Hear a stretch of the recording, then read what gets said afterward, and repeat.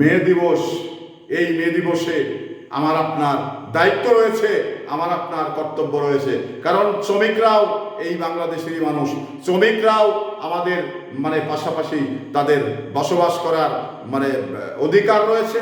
সেই অধিকারের জায়গা থেকে তাদের ঘাম ঝরানো শ্রমের পয়সা সঠিকভাবে যেন আমরা দিতে পারি, এবং তাদের বিষয়টা নিয়ে গুরুত্ব আমাদের থাকতে হবে রাষ্ট্রের এবং রাষ্ট্রের জনগণের বা কোনো কোম্পানি, শিল্প কারখানা, এটা যদি তাদের ক্ষেত্রে বিবেক না করা হয়, তাদের ক্ষেত্রে যদি আমরা বৈষম্য তৈরি করি, তাহলে এই জাতি হিসাবে তারা কষ্ট পাবে। কারণ আমরা এই বাংলাদেশে শ্রমিক মালিক সবাই মিলেমিশে এই বাংলাদেশটাকে গড়তে চাই।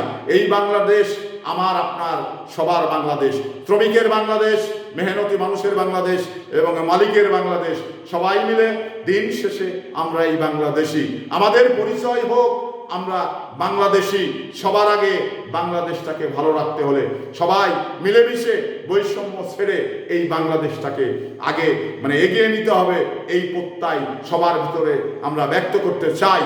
তো এই আজকের এই যে মে দিবস, এই মে দিবসে শ্রমিকদের ন্যায্য মজুরি না পাওয়ায় তারা আন্দোলন করেছিল। আন্দোলন করে তারা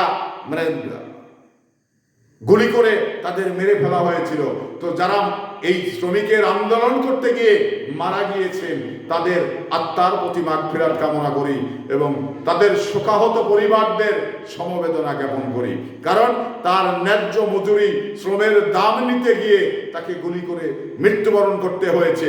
তো এটা যেন এই সারা বিশ্বে এবং তথা বাংলাদেশে এই ঘটনার পুনরাবৃত্তি না হয়, শ্রমিকদের বিষয়টি বিবেচনা করে এটা আমাদের সামনের দিকে এই বাংলাদেশটাকে এগিয়ে নিতে হবে, এই প্রত্যাশা রইল।